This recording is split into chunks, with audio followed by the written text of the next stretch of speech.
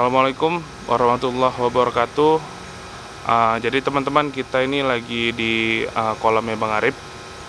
Nah, jadi ini saya mau berbagi referensi ya sama teman-teman masalah pembuatan kolam. Nah, jadi ini kolam ini tuh dari awal bangunnya itu saya ngikutin. Jadi ini juga referensi buat teman-teman lah. Kalau teman-teman mau buat kolam, lebih baik pembuatan kolam itu seperti ini ya, karena ini biayanya itu sangat murah. Dia itu pembuatannya itu cuman modal gali-gali, habis itu pakai goni, habis itu juga pakai terpal HDPE. Ini yang berapa kemarin Bang? 3 mili ya. Nah ini terpal 3 mili. Nah ini kita pun sambil bincang-bincang ya sama Bang Arif ya, kita tanya langsung. Jadi Bang Arif, berapa goni ini kemarin kita? 750 goni. 750 goni? Iya. Untuk beteng itu rata ya, dari bawah sampai atas? Rata, bawah dari lantai, beteng, semua pakai goni. Semua pakai goni. Berapa harga goni itu Bang? 800 perak. 800 perak satu Iya, goni. satu goni. 750 perak. Iya. Nah itu nanti teman-teman tinggal kalikan aja itu untuk biaya goninya itu ada berapa. Nah terus ini Bang, terpalnya kemarin satu bal 38. 3.800.000. Satu bal 3.800.000. Dan ini nggak terpakai semua teman-teman. Itu bisa untuk buat satu kolam lagi lebih ya. Kalau Bisa, satu kolam satu lagi. kolam lagi masih bisa. Oh, untuk satu kolam lagi lebih ya. Nah gitu teman-teman. Jadi sebenarnya ini pembuatannya murah. Cuman kemarin lama karena kendalanya di mana itu Bang? Apa ya, hujan terus kemarin. Hujan. Nah itu kelemahannya kita main kolam gali ini, lapis terpal. Permasalahannya itu kalau hujan tuh becek. Jadi kita pun mau buat konstruksinya itu payah. Tapi ya akhirnya jadi juga. Seperti kolam belakang ini, ini udah masuk bibit. Kita masuk sama bibit yang kemarin ngambilnya. Size berapa Bang? 34 ya. Nah, ini. Itu untuk pertama kali kita tebarnya ini jadikan satu kolam. Isi 6.000. 6.000 ya, sama mati sampai sekarang tinggal 5.400. Tapi kita belinya 5.000. Jadi bonusnya 20%. Kalau ini belum masuk bioflok ya, tapi airnya udah coklat. Bang Arif pakai metode karantina itu sama seperti saya di kolam. Jadi kita pertama-tama pengobatan, udah pengobatan, habis itu kita lanjut pemberian probiotik setiap minggu. Oh ini Bang Arif kayak mana kemarin? Sama ya? Sama Ya, cuman kapurnya kemarin ya? kapur ya. Kapur lebih banyak. Habis Karena itu permasalahannya kemarin, cerita aja. kemarin permasalahannya karena salah aplikasi. Pada masa karantina itu kita salah pemberian dosis obat. Ya, jadi agak ada kesalahan di awal. Jadi Bang Arif ini basicnya sebenarnya peternak kambing akika ya Bang. Iya. Kambing akika. Cuman pengen nyoba beralih lah, cari tambahan ya Bang. Iya. Karena lahan ini lahan gimana dibilang, lahan mati ya. Iya. Dia lahan mati karena nggak menghasilkan. Jadi kita coba kasih ide sama Bang Arif untuk buat budidaya ikan, kasih tentang peluangnya. Makanya Bang Arif coba. Tapi nyoba ya sekali besar 2 kolam. Karena sedikit sama banyak capeknya sama. Kalau udah petani itu kayak gitu teman-teman. Jadi sebenarnya kalau peluang ikan ini sebenarnya masih besar ya teman-teman. Iya. Karena selama orang masih ada gitu, pasti yang namanya untuk peternakan, untuk perikanan itu bakal selalu terus berkembang ya, karena itu sifatnya konsumtif. Nah gitu. Apalagi ini hajatan udah mulai rame ya kan. Jadi orang hajatan sekarang selain daging menunya Ikan juga ada ikan. pastilah. Jadi Karena sekarang ini kalau aku pernah baca itu Bang, di salah satu media tentang aquaculture itu sekarang ini ya 50% hasil perikanan dunia itu sudah dari budidaya teman-teman. Nah jadi apalagi sekarang ini kan kita tahu cuaca itu nggak menentu kan, jadi nelayan-nelayan kita itu sulit cari ikan, kelebihan dalam eksploitasi. Apalagi kemarin itu sempat tuh bang, sebulan yang lalu itu kan laut di sini itu dipajak di pasar itu kosong. Benar-benar kosong. Kalau ini udah mulai ada. Nah ini paling bertahan 2 minggu teman-teman. Nanti udah nggak ada lagi. Nah disitulah jaya-jayanya kalau kita main ikan ini pasti lakunya bisa banyak. Kalau saya sebagai pedagang ikan ya. Tapi kan itu saling berkolerasi lah paling antara pembudidaya sama penjual di pasar.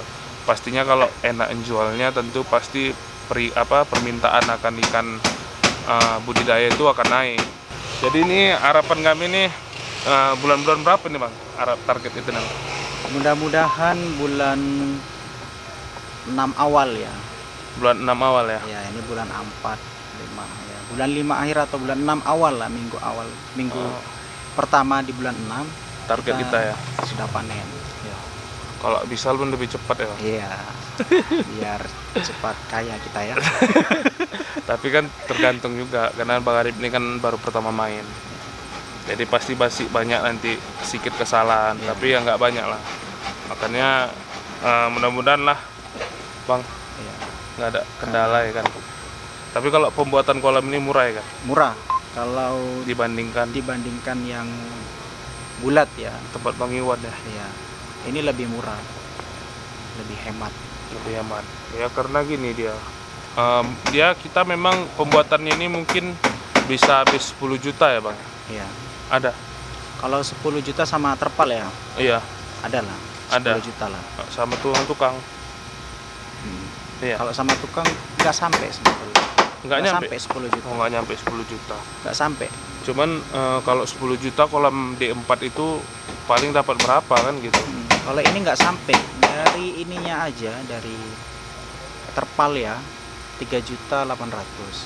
Kemudian tenaga kerja itu lebih kurang 3 juta kemarin, karena 3 juta. 2 kali kerja 3 juta, berarti kan baru 6.800.000. Kemudian tanah dan boninya ya lebih kurang 10 lah, 10 juta ya. 10 juta. Nah itu 10 juta udah bisa buat untuk berapa kubik bang? Ukuran 24 satu kolam. Satu kolam 24, berarti hampir 50 kubik teman-teman. Nah itu kalau kolam D4 tuh volumenya paling kan 12,5 kubik kan. Nah kalau 10 juta itu paling bisa berapa kolam lah gitu kan. Ini bisa jadi banyak kubikasinya kalau pakai kolam kotak, pakai lapis terpal gini. Cuman sebenarnya semua ada kelebihan dan kekurangannya juga. Kalau di tempat Bang Iwan itu kan enak maintenance ya bang, buang airnya enak.